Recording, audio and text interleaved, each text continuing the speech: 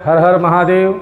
मैं पंडित मुकेश शास्त्री नासिक त्र्यंबकेश्वर की नगरी में आपका सहर्ष स्वागत करता हूँ। आज श्रावण मास उत्तर भारत का श्रावण मास का सोमवार, जिस दिन आज हमने जो अनुष्ठान किया त्रिपाठी जी का राहु केतु का जप आदि करके नाग प्रतिष्ठा की गई। बहुत से लोग का हम मानना है कि पंडित जी होता कैसे है, तो यह नाग प्रतिष्ठा का प्रयोग किया गया है। नाग प्रतिष्ठा में योग के अनुरूप सर्पों की संख्या होती है, राहु केतु का जप आदि होता है, नाग गायत्री की जाती है और काल सर्प की महापूजा या शांतिक विधान किया जाता है। क्योंकि राहु केतु अंतराले सर्वे ग्रहा नभस्थिता तदेस्मन् काल सर्पम त्र्यंबकेश्वरम व्यपोहति। राहु केतु के अंतरकाल में जब ग्रह आ जाते हैं तब काल सर्प दोष का निर्माण होता है। उस काल सर्प के खंडन के लिए राहु केतु का जप आदि करके नाग गायत्री की जाती है। नाग गायत्री का मतलब क्या होता है? जो सर्पों की देवी है, सर्पों की माता है मनसा देवी, उनका पूजन किया जाता है। सुब्रमण्यम स्वामी का पूजन किया जाता है। दक्षिण भारत में इसका विधान किया जाता है, वही विधान हम यह कर रहे हैं। जिसकी नहीं है परिस्थिति तो पंडित जी लोगों ने फिर अनेक रास्ता निकाले हैं। कोई काल सर्प शांतिक कर देता है, कोई काल सर्प महापूजा केवल कर देता है, यजमान को लिख कर दे देते हैं कि राहु केतु का जप अपना कर लेना, करा लेना, ये आपका विषय है। परंतु शास्त्र की सम्मत के हिसाब से राहु केतु का जप आदि होना ही चाहिए और तब जाके काल सर्प का खंडन होता है या निवारण होता है। और अभी तो विशेष महाराष्ट्र का, गुजरात का, दक्षिण भारत का श्रावण अभी स्टार्ट होगा। ये 25 जुलाई से लेकर 24 अगस्त तक चलेगा। दक्षिण भारत और उत्तर भारत का विशेष यह है कि कोई भी मास उत्तर भारत में पूर्णिमा से बदलता है और दक्षिण भारत में महाराष्ट्र से लेकर गुजरात दक्षिण दिशा में जो भी पड़ते हैं, इनका कोई भी मास अमावस्या से स्टार्ट होता है। इसलिए 15 दिन आपका पहले आता है और 15 दिन बाद महाराष्ट्र आदि या गुजरात आदि राज्यों का लगता है। श्रावण मास में महादेव का अभिषेक करने से, पूजन करने से, क्योंकि दर्शनेन भवेत पुण्यम पूजनम मुक्तिदायकम, दर्शन करने से, पूजन करने से मुक्ति मिलती है। स्पर्शनम पापनाशनम, स्पर्श करने, रुद्राभिषेक किया जाता है इस श्रावण मास में। श्रावण मास में रुद्राभिषेक करने से यहाँ पे भगवान, क्योंकि ब्रह्मा, विष्णु और महेश तीनों देवताओं का एक लिंग स्वरूप में स्थापित है। यहाँ पे गौतम ऋषि के द्वारा यह ज्योतिर्लिंग का आवाहन किया गया था, इसलिए लोग दूर दूर से आते हैं। और इस ज्योतिर्लिंग की एक और खासियत, इसमें कोई लिंग नहीं है। विश्व का एक ऐसा शिवलिंग है जिसमें कोई लिंग नहीं है। छोटे छोटे बाल स्वरूप में भगवान ब्रह्मा, विष्णु और महेश।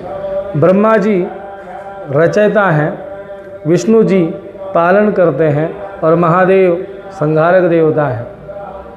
परंतु यहाँ पे लोग अपनी अपनी कामनाओं से आते हैं। तो श्रावण मास में देवाधिदेव महादेव का यहाँ पे अभिषेक करने से भगवान ब्रह्मा, विष्णु और महेश तीनों देवताओं का अभिषेक करने का फल मिलता है। इसलिए श्रावण मास में दूध का अभिषेक करने से लक्ष्मी की वृद्धि होती है। गन्ने का रस का अभिषेक करने से स्थिरता आती है। तेल का अभिषेक करने से रोग का शमन होता है। और दही का अभिषेक करने से, शक्कर का अभिषेक करने से मधुमेह आदि रोग समाप्त होते हैं। शहद का अभिषेक करने से नाना प्रकार की पीड़ाएं निवृत्त होती हैं, संतान की प्राप्ति होती है। जो निर्धन है अधना सधना संतु, जो निर्धन है धन प्रदान करते हैं महादेव। सभी मनोकामना पूर्ण करने के लिए देवाधिदेव महादेव का अभिषेक करना चाहिए। भले कुछ करो या ना करो, लेकिन रुद्राभिषेक करने से सभी कामना पूर्ण होती हैं।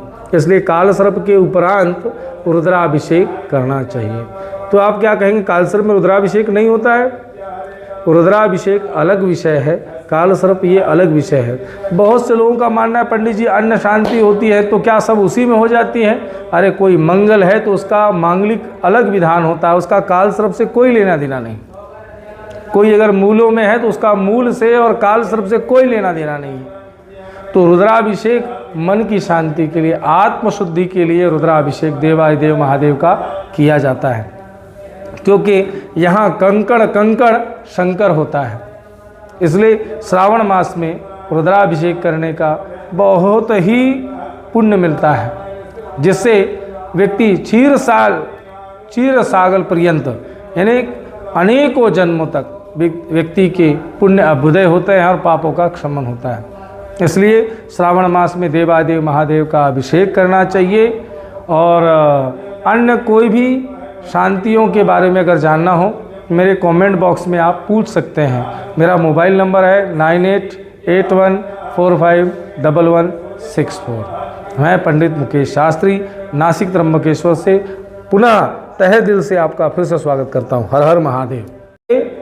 यहाँ पे भगवान, क्योंकि ब्रह्मा विष्णु और महेश तीनों देवताओं का एक लिंग स्वरूप में स्थापित है। यहाँ पे गौतम ऋषि के द्वारा यह ज्योतिर्लिंग का आवाहन किया गया था, इसलिए लोग दूर दूर से आते हैं। और इस ज्योतिर्लिंग की एक और खासियत, इसमें कोई लिंग नहीं है। विश्व का एक ऐसा शिवलिंग है जिसमें कोई लिंग नहीं है। छोटे छोटे बाल स्वरूप में भगवान ब्रह्मा विष्णु और महेश। ब्रह्मा जी रचयिता हैं, विष्णु जी पालन करते हैं और महादेव संहारक देवता हैं। परंतु यहाँ पे लोग अपनी अपनी कामनाओं से आते हैं। तो श्रावण मास में देवाधिदेव महादेव का यहाँ पे अभिषेक करने से भगवान ब्रह्मा विष्णु और महेश तीनों देवताओं का अभिषेक करने का फल मिलता है। इसलिए श्रावण मास में दूध का अभिषेक करने से लक्ष्मी की वृद्धि होती है। गन्ने का रस का अभिषेक करने से स्थिरता आती है। तेल का अभिषेक करने से रोग का क्षमन होता है। और दही का अभिषेक करने से, शक्कर का अभिषेक करने से मधुमेह आदि रोग समाप्त होते हैं। शहद का अभिषेक करने से नाना प्रकार की पीड़ाएं निवृत्त होती हैं। संतान की प्राप्ति होती है। जो निर्धन है अधना सधना संतु, जो निर्धन है धन प्रदान करते हैं महादेव। सभी मनोकामना पूर्ण करने के लिए देवाधिदेव महादेव का अभिषेक करना चाहिए। भले कुछ करो या ना करो, लेकिन रुद्राभिषेक करने से सभी कामना पूर्ण होती हैं। इसलिए काल सर्प के उपरांत रुद्राभिषेक करना चाहिए। तो आप क्या कहेंगे, काल सर्प में रुद्राभिषेक नहीं होता है? रुद्राभिषेक अलग विषय है, काल सर्प ये अलग विषय है। बहुत से लोगों का मानना है पंडित जी अन्न शांति होती है तो क्या सब उसी में हो जाती है? अरे कोई मंगल है तो उसका मांगलिक अलग विधान होता है, उसका काल सर्प से कोई लेना देना नहीं। कोई अगर मूलों में है तो उसका मूल से और काल सर्प से कोई लेना देना नहीं है।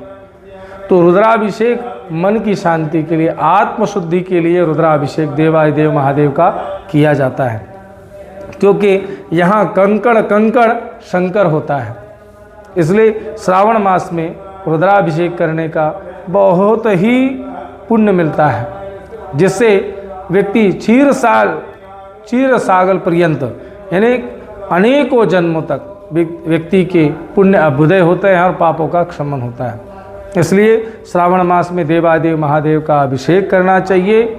और अन्य कोई भी शांतियों के बारे में अगर जानना हो मेरे कमेंट बॉक्स में आप पूछ सकते हैं। मेरा मोबाइल नंबर है 9881451164। मैं पंडित मुकेश शास्त्री नासिक त्र्यंबकेश्वर से पुनः तहे दिल से आपका फिर से स्वागत करता हूँ। हर हर महादेव।